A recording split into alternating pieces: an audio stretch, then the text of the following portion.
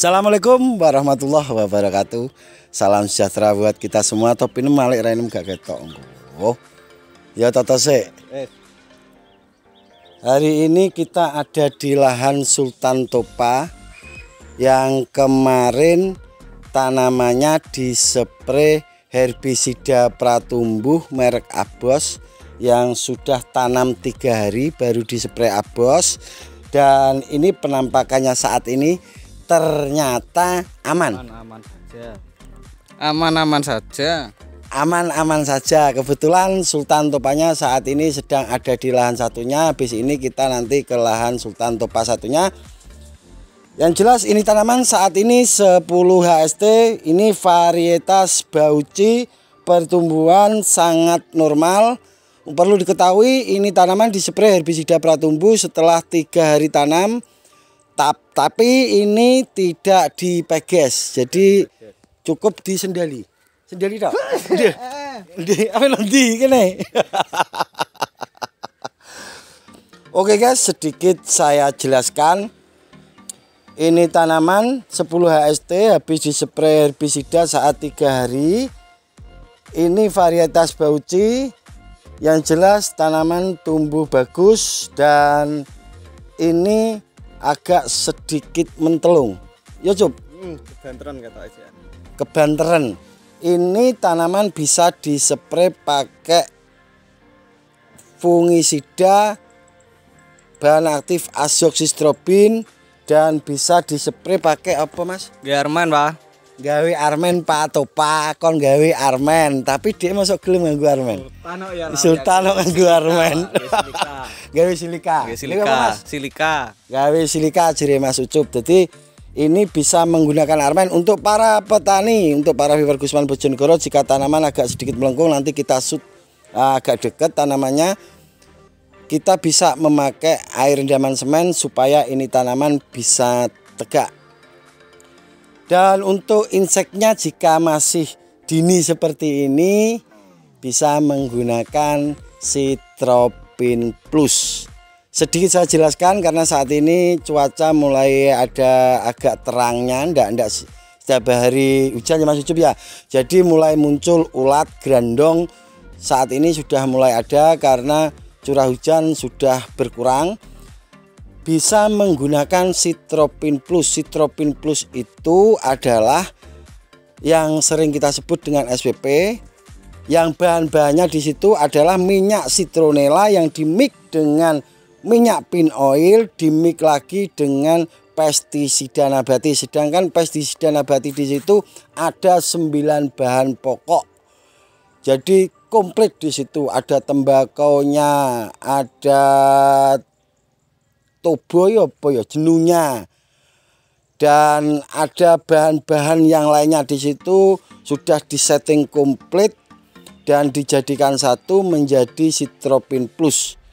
Dan cara kerja Citropin Plus itu yaitu dia merusak sel jaringan dari hama itu sendiri. Jadi jika kita sudah nyepre Citropin Plus, maka hama itu tidak punya nafsu makan. Karena dia tidak punya nafsu makan, lama-kelamaan nanti bakal modar. Mati Mas Ucup, modar. Bakal mati. Tapi kalau yang masih kurang yakin dengan Citropin Plus, kita bisa menggunakan Citropin Plus. Kalau ada serangan gunakan 3 hari berturut-turut dengan dosis bisa 30-50 mili. Kalau untuk pencegahan bisa menggunakan 15-25 mili. Kalau sudah ada serangan, spray 3 hari berturut-turut. Habis itu kita tutup dengan insektisida pabrikan. Yakin setelah kena insektisida pabrikan untuk penutup bakal modar. Jadi untuk inseknya bisa menggunakan SPP Mas Topa, Sultan Topa. Untuk funginya ini bisa menggunakan yang bahan aktifnya azoxystrobin. Tujuannya adalah untuk mempertebal daun. Azoxystrobin itu fungisida yang paling bagus digunakan saat musim hujan. Ini menurut penelitian, bukan menurut Gusman Bojonegoro. Jadi cara kerja azoxystrobin itu menghambat pertumbuhan dan dia memulai pembentukan batang. Jadi untuk kalau masih kecil dosisnya kasih 10 mili bahan aktif azoxystrobin.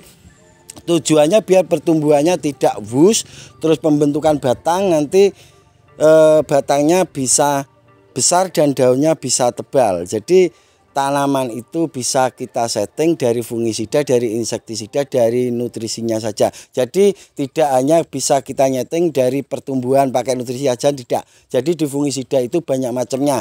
Ada seperti mancozeb itu sifatnya menghangatkan. Kenapa saya merekomkan mancozeb? Karena mancozeb itu bisa menghangatkan, karena pada dasarnya musim hujan itu tanah cenderung lembab dan dingin, makanya butuh diberhangat, bisa pakai mancozeb. Kalau azoxystrobin yaitu tadi tujuannya untuk memperbesar batang dan mempertebal daun. Jadi beda kalau sudah kita aplikasi bahan aktif azoxystrobin, tanaman kita itu cenderung membentuk batang tapi pertumbuhannya agak sedikit telat, pelan. Nah, itu yang kita butuhkan saat musim hujan. Saya tidak mempromosikan dari obat apapun karena saya tidak dapat endorse dari manapun. Oke, kalau SPP ya, karena SPP itu memang produksi dari Klinik Tanaman Hortikultura Indonesia, di mana di situ tempatnya Gusman Bojonegoro belajar. Jadi SPP itu menurut saya paling ampuh untuk mengusir atau mengobati atau memberantas grandong, ulat, kutu-kutuan dan lain-lain. SPP bisa disepraikan ke tanaman yang lain seperti semangka, melon, tomat, cabai, semuanya bisa. Ke padi pun bisa dan sudah terbukti keampuhannya. Jadi untuk teman-teman, saya tidak kok terus mempromosikan obat ini tidak baik. Saya tidak. Kalau sudah terbukti baik, ya saya promosikan. Karena saya sudah pernah mempraktekkan sendiri, bukan cuma teori ya Mas Yusuf ya. Iklan tok kok dikira. Tapi kalau ada versi lain, ada obat lain, monggo dan silakan. Karena pada dasarnya ilmu itu luas, sementara pengetahuan kita itu terbatas. Ya Mas Yusuf ya? Ya. Seperti Mas Yusuf bisa belajar dari manapun, tidak harus dari Gusman Bojonegoro. Tapi wajib mendengarkan apa yang diucapkan Gusman Bojonegoro. Pengen panen pura? Ya panen lah.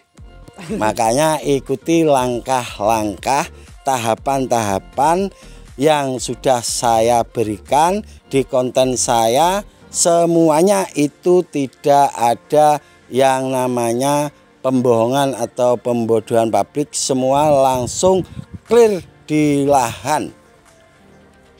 Jadi tidak ada Gusman bidui, enggak, karena saya tidak ada di balik layar. Saya langsung terjun ke lapangan dan mencermati, meneliti keadaan yang sesungguhnya. Jadi tanaman itu butuh apa?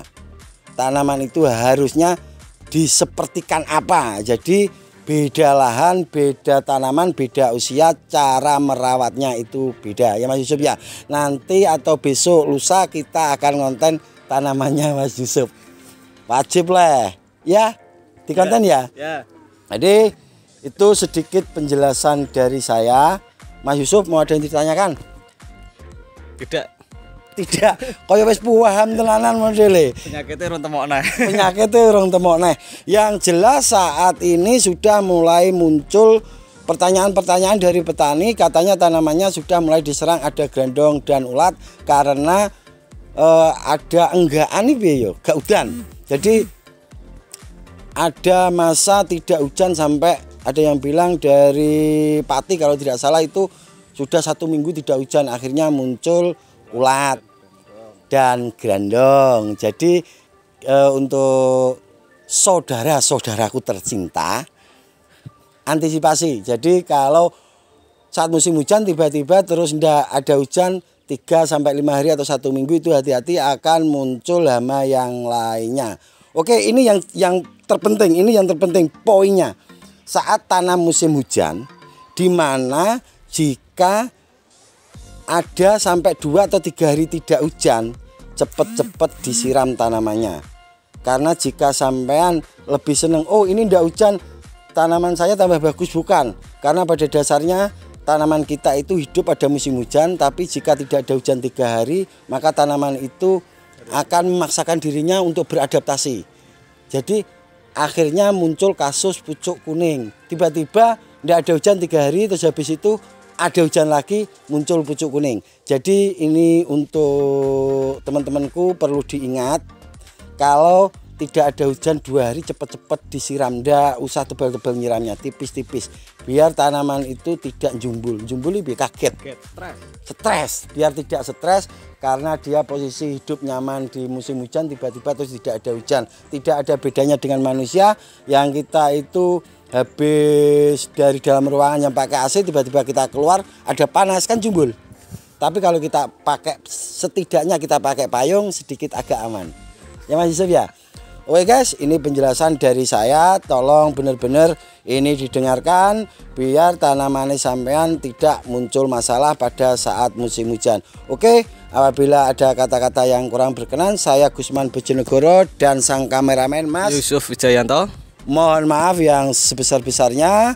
Wabillahi taufik walhidayah waridho walinayah. Assalamualaikum warahmatullahi wabarakatuh. Sampai ketemu di konten selanjutnya.